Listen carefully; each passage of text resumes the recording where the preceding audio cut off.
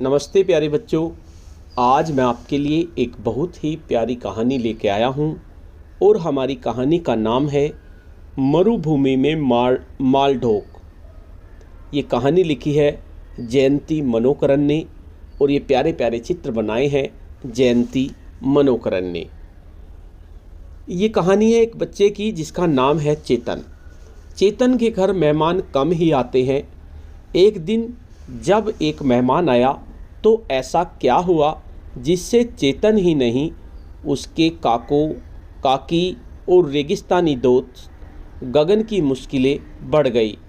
राजस्थान के एक दूर दराज गांव के एक बच्चे, उसके परिवार और विलुप्त होने के कगार पर पहुँचे एक पक्षी के इर्द गिर्द घूमती हुई यह दिलचस्प कहानी है। एक बच्चा है, राजस्थान का एक दूर दराज गांव है, वहाँ का एक बच्चा है, उसका परिवार वहाँ रहता है और विलुप्त होने के कगार पे पहुँचे एक पक्षी जो विलुप्त होने वाला है, उसके इर्द गिर्द ये कहानी घूम रही है। तो चलिए अपनी कहानी को शुरू करते हैं। मरुभूमि, मरु का मतलब होता है राजस्थान, राजस्थान की भूमि में माल ढोक। देखिए शुरू करते हैं अपनी कहानी को। शाम होने के साथ ही चरवाहे के सरकंडे से बनी बांसुरी के सुर भी ढल गए। शाम के धुंधलके में भेड़ें मिमियाती और बीच बीच में आपस में टकराती घर की ओर चली जा रही थी। भेड़ों के रेवड़ की एक और एक अनोखा चरवाहा चल रहा था। चरवाहा से मतलब जो भेड़ों को चराता है। शतुरमुर्ग जैसी मजबूत टांगों वाला यह चरवाहा भेड़ों के साथ आगे बढ़ते हुए रेगिस्तान की रेत पर अपने पंजों की 3 मोटी उंगलियों के निशान छोड़ता जाता है। गगन एक बड़ा सा पक्षी जिसे कहीं माल ढोक और कहीं गोंडावन भी कहा जाता है, वह रेगिस्तान में अपने माता पिता से बिछुड़ गया था। जब चेतन उसे अपने घर ले आया था, चेतन ने उसे भेड़ चराने का काम सिखाया। जो पक्षी था उसे भेड़ चराने का काम चेतन ने सिखा दिया। चेतन ने मोटे से सरकंडे से बना अपना नया नड़ यानी बांसुरी कंधे पर लटका ली। चेतन ने अपनी चरवाहों वाली लाठी को अपने दोनों कंधों पर रखकर उस पर अपनी बाहें फैला दी। ऐसा करने से उसकी बाहों की थकान मिट जाती है। बड़ा सा साफो यानी साफा भी उसे राजस्थान की कड़ी धूप से बचाने के लिए काफ़ी नहीं था। धूप से तपे हुए थके पांव आगे बढ़ाना भारी पड़ रहा था। एक पैर में उसने घुमावदार नोक वाली पुरानी जूती पहन रखी थी। दूसरा पैर नकली था जिसे जयपुर फुट कहते हैं। खास तौर पर उसके लिए तैयार इस सस्ते और लचीले नकली पाँव के सहारे वह चलने और भला हो उसके काको और काकी का, इनसे अच्छा कोई और नहीं हो सकता। यह सोचते ही गगन के होठों पर मुस्कान दौड़ जाती। पोलियो हुआ तो उसके माँ बाबा ने छोड़ दिया, लेकिन काको और काकी ने भरपूर प्यार दिया और साथ ही उसके लिए जयपुर फुट भी बनवाया। भेड़ों को उसके बाड़े में हाँकने के बाद चेतन पुराने खेजरी के पेड़ के नीचे बने अपने झोंपड़ी की ओर बढ़ा। काकी के हाथ में स्वादिष्ट खाने की महक से उसके मुंह में पानी आ रहा था, लेकिन वह वहीं ठिठक जाता है। काको के साथ यह कौन अजनबी खाना खा रहा है? आ जा चेतन, काको ने उसे हंसते हुए अपने पास बुलाया। आ हमारे घर पधारे मेहमान से मिल। नमस्ते साहब, चेतन ने झुक के कहा, लेकिन उसके दिमाग में हलचल मची हुई थी। यह क्या? यह सपेरा है।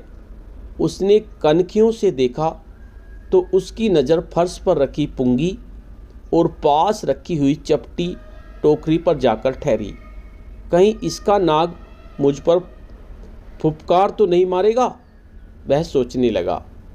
यह है हमारा इकलौता बच्चा, हमारा बेटा, काकू ने कहा और चेतन को अपनी बाह में भरकर पास खींच लिया।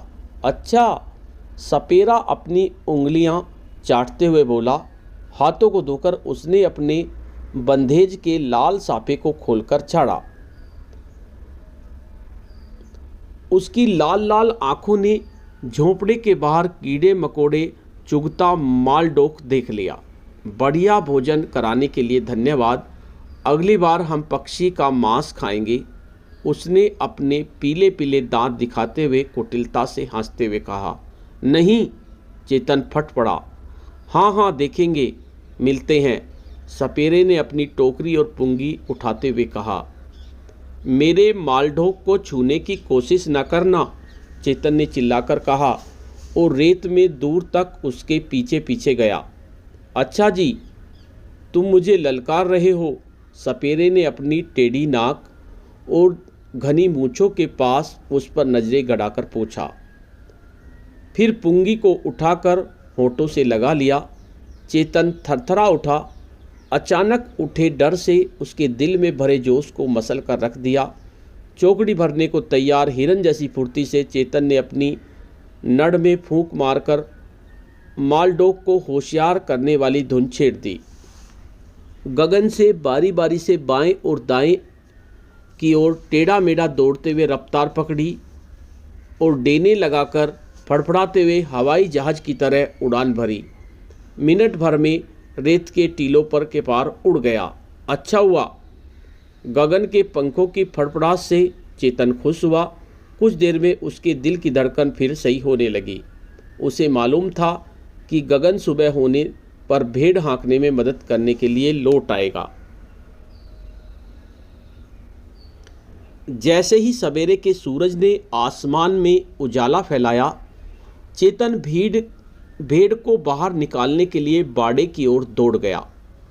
सूजी हुई आंखों और भिंची हुई मुट्ठियों के साथ चेतन खोजने निकल पड़ा। गगन, तू कहाँ गायब हो गया रे? अपनी भेड़ को पीछे छोड़ वह अपनी नम आंखें मलता हुआ निकल पड़ा रेगिस्तान में तलाशने। चेतन ने बहुत तलाशा, लेकिन उसे कहीं गगन के पैरों के निशान तक नहीं दिखे। काश तुमने उड़ान न भरी होती, लेकिन ऐसा करके तो तुम उसकी पकड़ में आने से बचे। उफ, वह दुष्ट घिनौना सपेरा। चेतन ने दूर तक फैली सूखी घास के बीच इधर उधर दौड़ भागकर खूब तलाशा। वह रेगिस्तान में बसे गांव के सिरे पर कटीली झाड़ियों की बाड़ तक पहुंच गया। फिर वहीं ठहरकर उसने अपनी नड़ में अपनी पुरानी धुन बजानी शुरू की। उसे एक धीमी सी हुक सुनाई दी। कहीं यह उसकी कोरी कल्पना तो नहीं। उसने नड़ में फिर फूंक मारी। इस बार उसे रेत के टीले के पीछे से आती जोर से रम्हाने की आवाज़ सुनाई दी। चेतन ने जैसे ही चेतन कटीली झाड़ियों के पार करने के लिए बढ़ा, उसका अंगरखा चिर गया और धोती फट गई। तू यहाँ है? चेतन खुशी से उछल पड़ा। गगन निढाल पड़ा था। उसकी आंखों की सारी चमक गायब हो चुकी थी और उसका एक पैर शिकारी के फंदे में फंसा हुआ था। मेरे गगन, ईश्वर के गुण गाऊं, उसने तेरी जान बचाई। चेतन घुटने के बल बैठकर अपने प्यारे दोस्त से मिला। फिर उसने बहुत होशियारी से गगन को लोहे के फंदे से आज़ाद किया। पैर बुरी तरह जख्मी हो गया था। घबराना नहीं, मैं तुम्हारी देखभाल करूंगा। पहले मुझे जोहड़ से पानी लाना होगा। चेतन बुदबुदाता जा रहा था। मैं तुम्हें यहाँ छोड़ के नहीं जा सकता। उठाकर अपने साथ ले जाना होगा। चेतन ने गगन के पैर के साथ बांधने के लिए एक झाड़ी से मजबूत सी छड़ी तोड़ी। फिर उसने साफे से कपड़ा फाड़कर उसने गगन के पैर में पट्टी बांधी। चेतन ने सोचा कि जोहड़ तो काफ़ी दूर है, पास वाले कुएं तक जाकर देखते हैं, शायद उसमें पानी हो। चेतन ने गगन को कसकर पकड़ रखा था और गगन ने अपना सारा भार चेतन पर डाल दिया था। किसी तरह चेतन हिम्मत दिलाकर उसे कुएं तक ले जाने की कोशिश कर रहा था। कुएं के पास एक मटकी भी रखी थी, लेकिन उसके पेंदे में छेद था। चेतन ने अपने लाल साफे के कपड़े को पूरा खोला और उसमें एक सिरे पर एक पत्थर बांधकर उसे कुएं में डाल दिया। पत्थर और उसमें बंधा कपड़ा छपाक से पानी में जाकर गिरा। फिसलकर बिना जगत वाले कुएं में गिरना नहीं था, इसलिए चेतन पेट के बल लेटकर रेंगते हुए कुएं के सिरे तक पहुंचा। पानी में पड़े साफे के कपड़े को ऊपर खींच लिया। चेतन ने थोड़ा पानी गगन की चोंच में निचोड़ दिया। मालडोक की जान में जान आई। वह उठा, लड़खड़ाता हुआ और फिर गिर गया। शाबाश मेरे गगन! चेतन खुशी से उछल पड़ा। उसने अपने सूखे होंठों को भी गीला किया। चेतन साफे के कपड़े को अपनी ज़रूरत पूरी होने तक बार बार कुएं में डालता और निकालता रहा। शाम तक गगन की हालत इतनी सुधर गई कि बीच बीच में ठहरकर उड़ते हुए घर जाने लायक हो गया। होए, उसे देखते ही गांव के बच्चे शोर मचाने लगे। सभी एक जगह इकट्ठे होकर गगन को घेर लिया। काकी ने जड़ी बूटियों से दवा बनाई, जिसे लगाने से गगन के पैर मजबूत होने लगे। चलो गगन, फिर चलते हैं वहीं जहाँ कुछ करने लायक काम है। यह कहकर चेतन भेड़ की देखभाल के लिए गगन के साथ चल पड़ा। एक दिन चेतन को कुछ दूर कई मालडोक दिखाई दिए। उसने उनकी गहरी गूंजने वाली आवाज़ें भी सुनाई दे रही थी। जो यह पक्षी बरसात के मौसम में एक दूसरे से मिलने के लिए निकलते हैं। कहीं कोई दूसरा मालडोक मेरे गगन को तो नहीं पुकार रहा है।